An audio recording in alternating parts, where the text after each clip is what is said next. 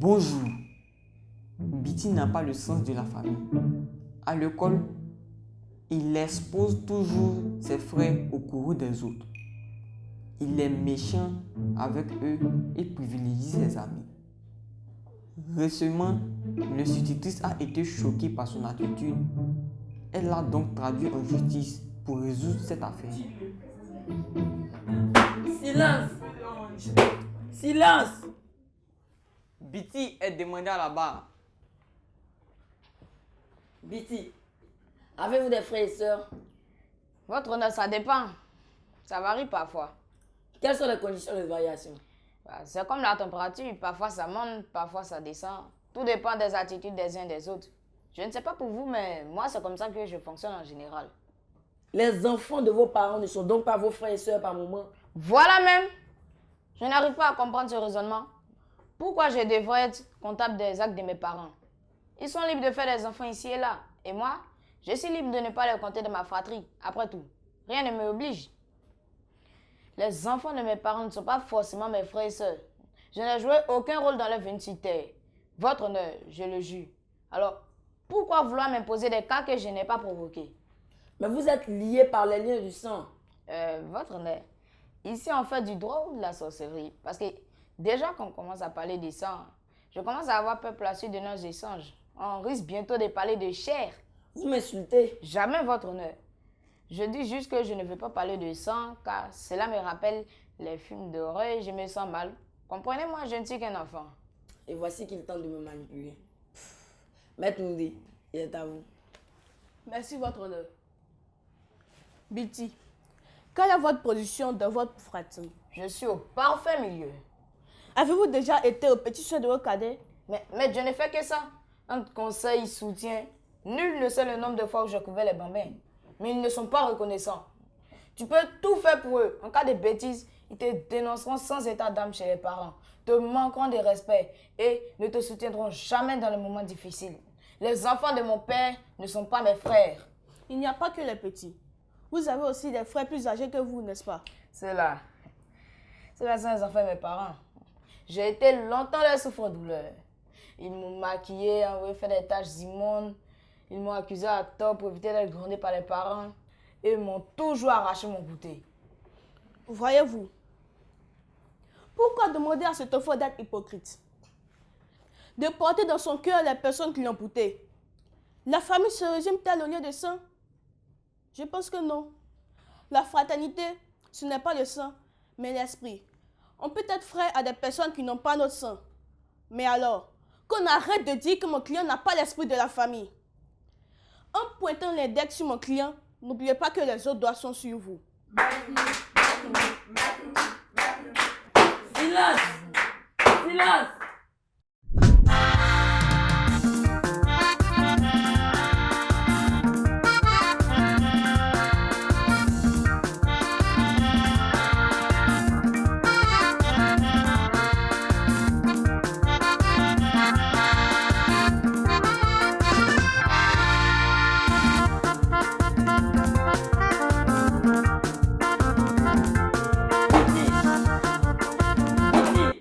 Excusez-moi, votre honneur. Restez avec nous. Maître Atebi, je vais vous approcher s'il vous plaît. Merci, votre honneur. Biti, aimez-vous vos frères? Maître, pardonnez, reposez la question. Et pourquoi? Parce que cette question doit être au passé. J'ai expliqué ici comment je les ai laissés sortir de mon cœur. Et donc, me poser cette question au présent est incompréhensible pour moi. Je vais vous faire plaisir. Aimiez-vous vos frères? Oui, avant, oui. Et pourquoi vous ne les aimez plus? Je l'ai déjà dit, ils font des bêtises. Vous, n'avez-vous jamais fait de bêtises? Si, comme tout enfant.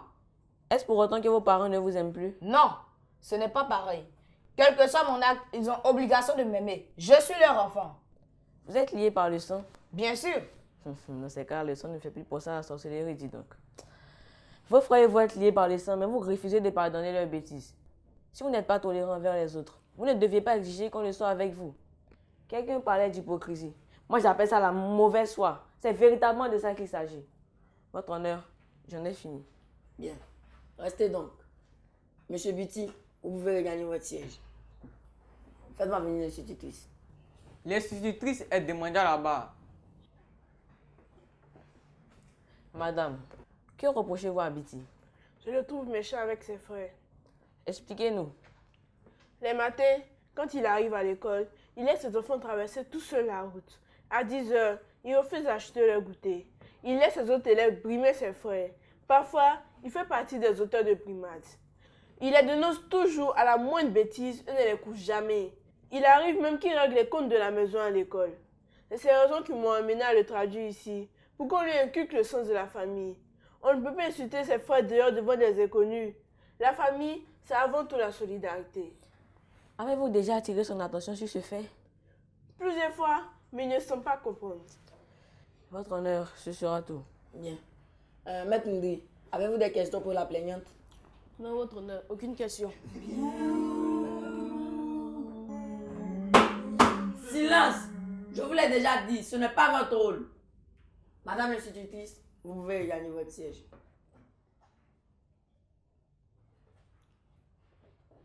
La séance est suspendue. Le temps de préparer mon verdict.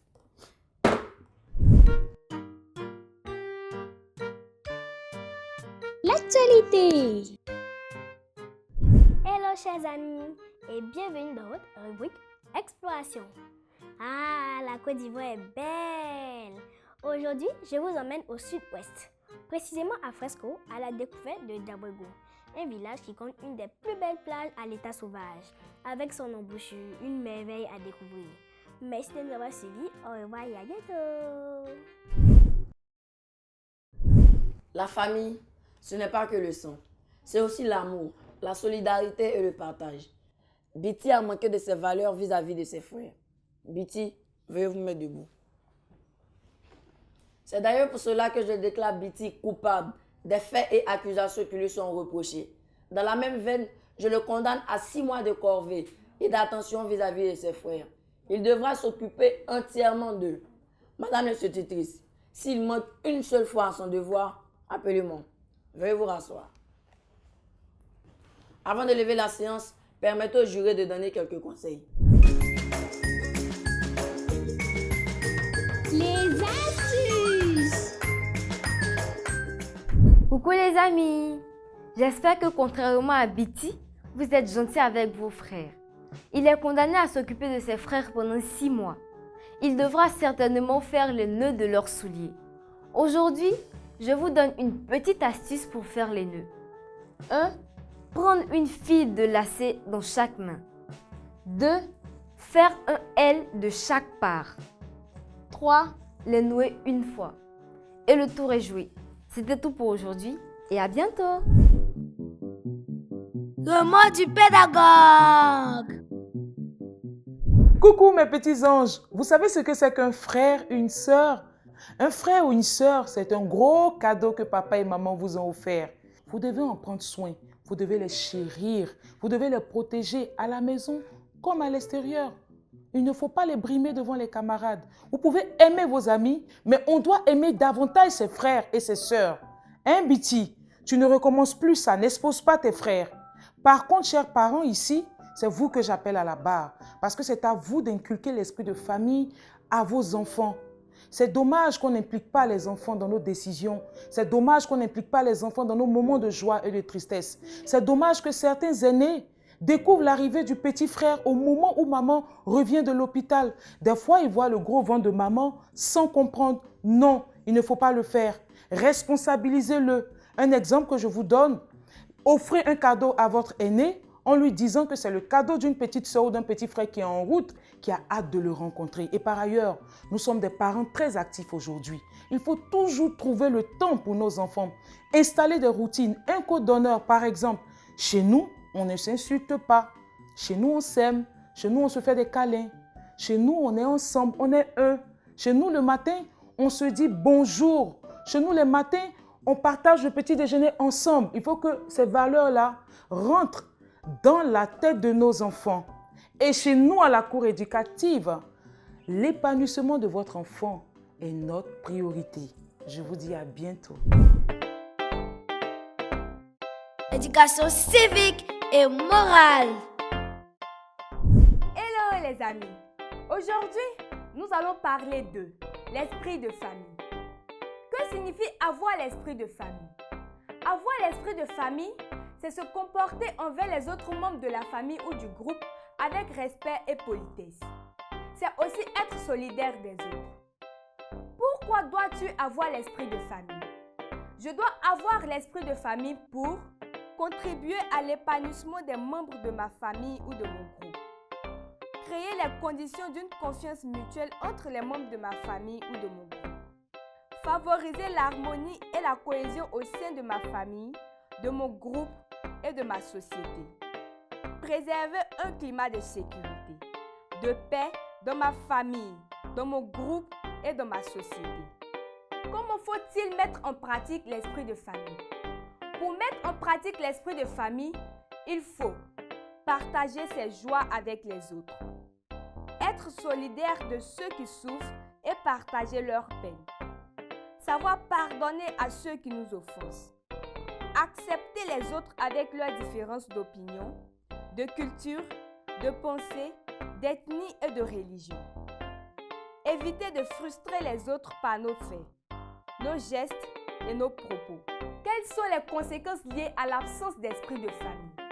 Sans l'esprit de famille, la haine, la méfiance, les conflits et les tensions peuvent s'installer dans la famille, dans le groupe ou la société. En conclusion, l'esprit de famille est un facteur important d'union entre les membres d'une famille et d'une communauté.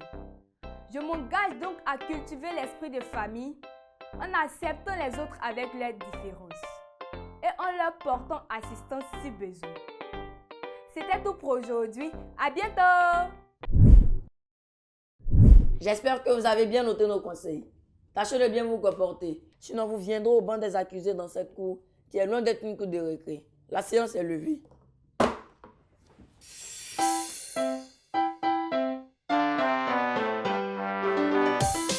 Le juge, le clown, la plaignante, l'avocat, l'institutrice, la cour éducative.